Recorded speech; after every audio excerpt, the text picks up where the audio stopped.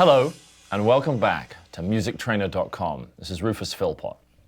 So today we're going to talk a little bit about an introduction to bass technique, developing good technique for both your left and your right hands on the bass. In my previous lesson with you, we looked at the G major scale, shifting across the fingerboard, just learning how to intelligently use shifting to get you from one part of the fingerboard to the next on the bass. Now, as you're moving around the instrument, it's obviously important that you maintain good technique. And having good technique has many benefits. Obviously, it means you're efficient with how you move around the instrument, but also it tends to lead to a better tone and sound on the bass. Something that some of my students ask me is, how you get this certain tone out of the instrument. And often they're equating that with the sound from the electronics on the bass. And whilst the EQ settings and the pickups and the woods and all this contribute to the sound, and in fact I talked about that in a previous lesson, it's really important that your technique is good too, because that helps you generate a really strong sound from the instrument. So we're going to look at some ways just to build up the technique and maintain it on your instrument today.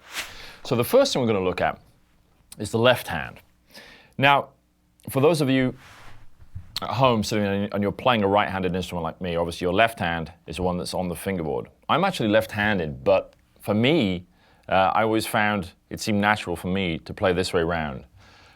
Because if you think about it, this hand is the one on the fingerboard that's doing the most work. So the hand that's fretting the notes, really we've got to spend some time with. Now, when you're actually placing your fingers onto the fingerboard, it's really important to play with the tips of the fingers.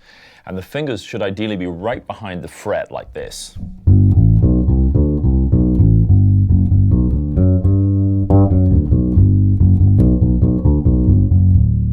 So you notice as I do that, I get a clean sound right behind the fret as I play it. If I travel up the fingerboard like this,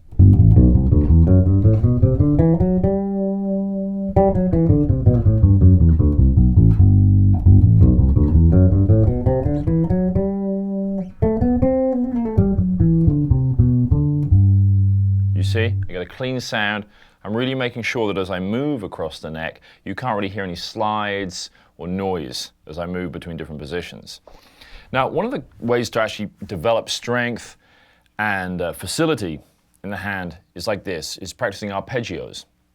Now, arpeggios can be the notes in a chord, i.e. more than one note played at a time, but we play them individually. So we looked at the G major scale previously. So what we're going to look at today to start off with is a basic 3-note arpeggio, just a major triad. Now, the major triad consists of a root, the major third, and the fifth of the chord, which goes like this. So let's look at the G major scale again and we'll break it down. So here's G major. G, A, B, C, D, E, F sharp, G. Now, if we start at the G, the root of the scale, then we play the third note in the scale, 1, 2, 3, the B, and then the fifth, 1, 2, 3, 4, 5, 1, 2, 3, 4, 5. We get these notes, G, B, D. Now, those 3 notes make up a basic G major chord. You can often hear this played in music like this. Now, if we play these individually, we get this sound. And we can play this over more than one octave. Check this out. G, B, D, G, B, D, G. Now you notice as I shifted, you didn't really hear too much noise. And notice my fingers are staying really close to the fingerboard. Watch that again. G, B, D. Now I can shift here to my second finger again. G, B, D. And then I end up on the top G here with my fourth finger. Now I could play that with any finger. If I wanted to move further up the neck, I could play with my first. G, B, D, G, B, D, G. I could keep going. G, B, D, and if I wanted to, the G here. Now, this starts to teach us the whole range of the fingerboard. We're taking a 3-note pattern and just learning it all over the bass, and we're really maintaining good technique. Notice as I do this, the fingers are staying really close to the strings.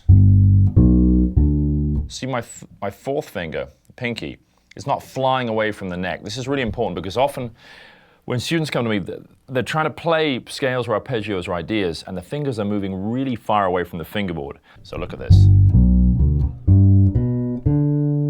And you can see how the thumb just stays there to support the fingers at the front of the neck. And that way you'll get a good strong sound and your hands won't tire out. Also, if you do that too, it means that you can have a greater span, a greater stretch on the instrument. I have pretty small hands, but if you maintain good technique, you can still play pretty widespread chords or ideas. For instance, like this kind of idea. See, I'm just playing like a major 9 chord here. But my thumb is sitting like that. So that means I've got good support for the fingers. There's no noise, no buzz here. It's clean. And it's quite a big stretch, but like that means I'm able to do that. So really concentrate on like hand position when you try these things. So that was the arpeggio. We'll play that for you one more time. Let's see if we can play it together. 1, 2, 3, 4. G, B, D, G, B, D, G.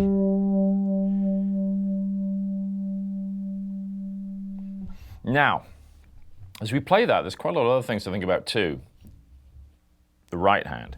Now, with the right hand on the bass, same kind of principles apply.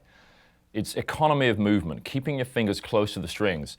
A lot of people think if you're playing something fast, you've got to move the fingers further away from the strings, but that's actually really the last thing you want to do. You want to actually have the fingers as close to the strings as you can and still get a good sound.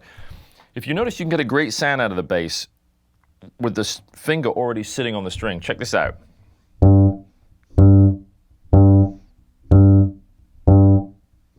See, it's a good strong tone. And my finger's actually resting on the string before I pluck it.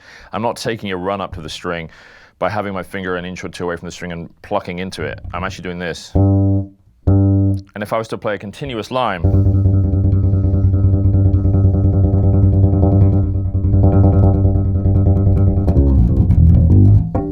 you can see there, everything's staying really, really close to the strings. And as I play faster, I'm not moving my fingers further away from the strings. If anything, they're getting closer. But I'm still getting a strong sound, and you notice I was varying the volume too. We're starting off like this.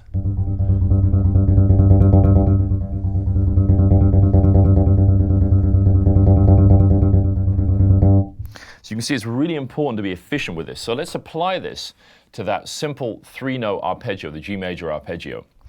So watch what I do with the right hand.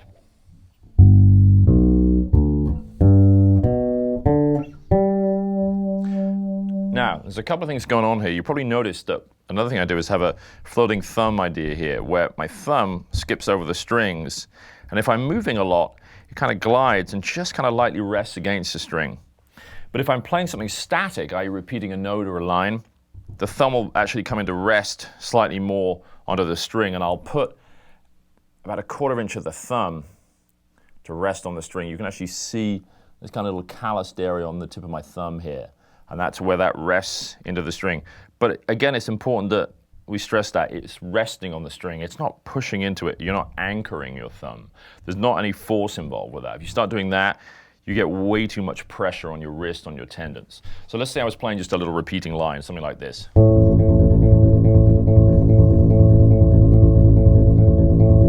You can see here, as I'm playing this, my thumb is resting slightly diagonally onto the string. And that means that I've got some support for my hand. And you can see there as I'm playing this, I'm keeping these fingers very close to the strings as I'm doing that. So let's look at that triad, that arpeggio, the G major one again. And notice how my thumb moves up the strings as I move across the neck. So I start, this is obviously a 5-string bass, so I'm resting my thumb here on the B string, on the low string. And here's our G. So I pluck that with my first finger. My thumb is already resting here. Now, we can do this. You see how I bring my thumb up and across the strings as I move further up the neck? I'll do this again.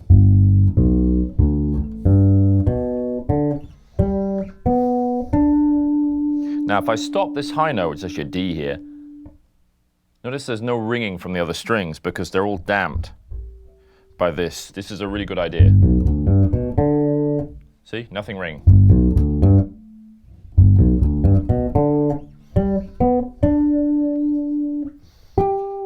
There's my top G. Stop, it's clean. It's the same thing when you play a scale as well. Watch this, we looked at G major last time. So I'm going to play G from here up to here on the 12th fret.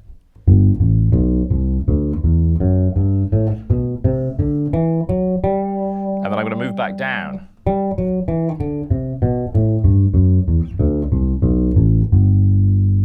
You notice how my thumb moved down as I was descending. I could play more now on the G string descending. Watch this. See, it's staying static. Now as I move down to the D string, A string, E string, and we've ended up with my thumb on the B string again. If I stop playing that note, there's nothing else ringing. So that's really important. Now, you can try that very slowly at home if this is new for you. By just doing this, take the open strings on your bass. Doesn't matter if it's a 4-string, 5, or a 6-string. And just doing this, it's a really simple exercise. And then we're going to apply this to the little arpeggio exercise. You can just do this. Just pluck the string like this, just doing quarter notes. Then up to the next string.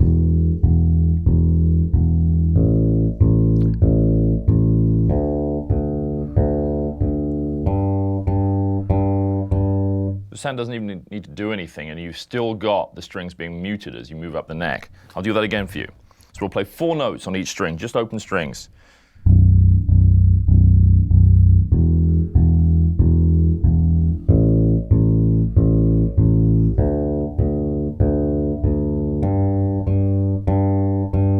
Now as we do this too, once you reach the A string, the string here, it's not even really that necessary to move any further up to the D. You can, but I can probably sit on the A string and I can be working on the D and the G like this. And what happens is, as you play the G string, you get a rest stroke, which means you bring the finger down onto the D, which is automatically damping the D each time anyway. So watch that again. See, if I keep my thumb here on the A and I play a D, now I'm going to work to the G string. Again. You see? That works really well to damp. So now I'll go from the bottom string again one more time, and then we'll apply this to that G major arpeggio. So start on the B string. 4 quarter notes on each string. 1, 2, 3, 4.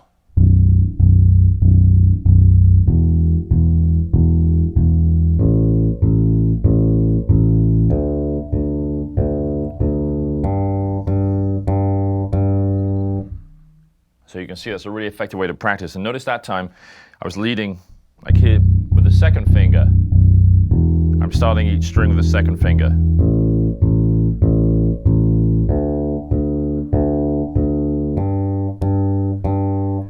Now practice starting with the first finger.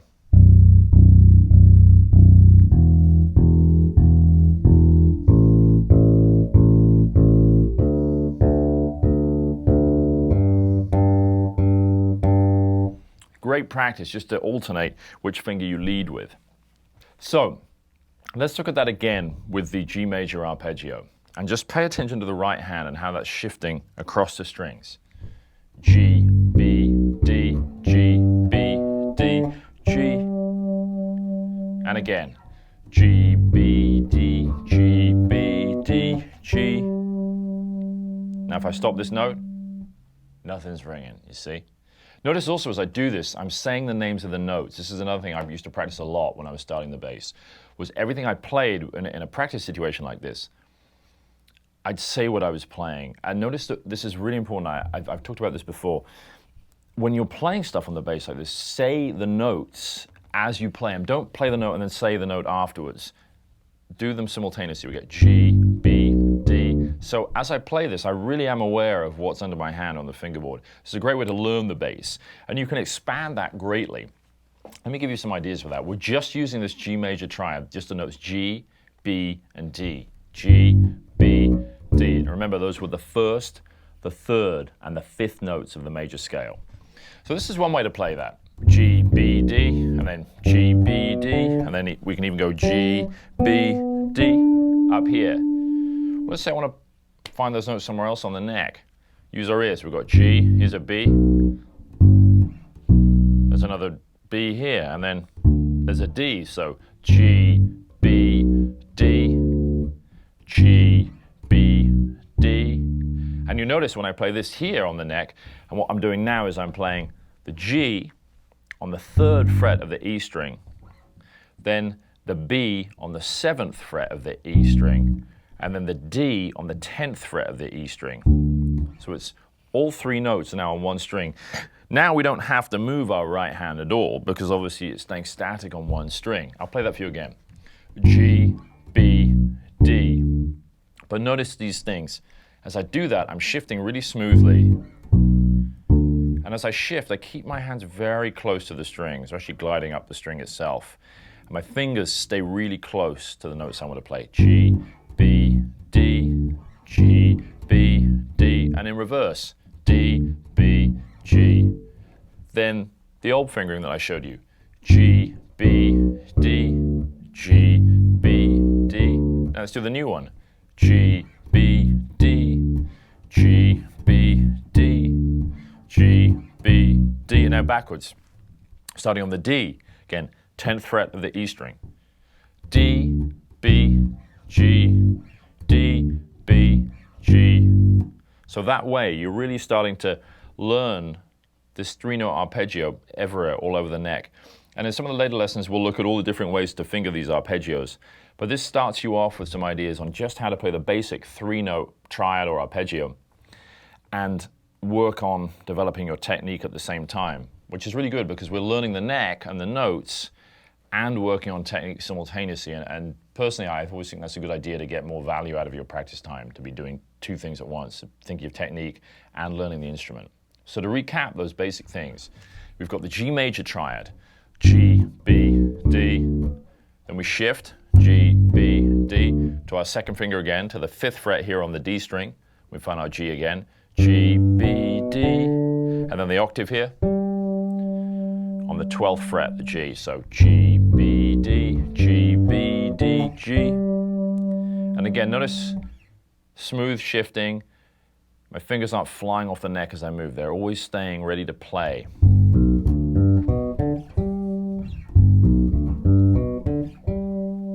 And I'm trying to really disguise the shift. You don't hear too much sliding on the instrument.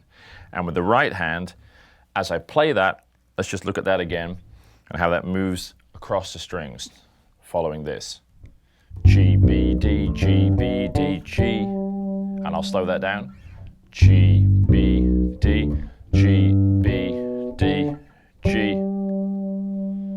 So there you have it, a good way to start practicing just simple arpeggios on the bass. Saying the names of the notes and keeping the hands close to the fingerboard and the strings.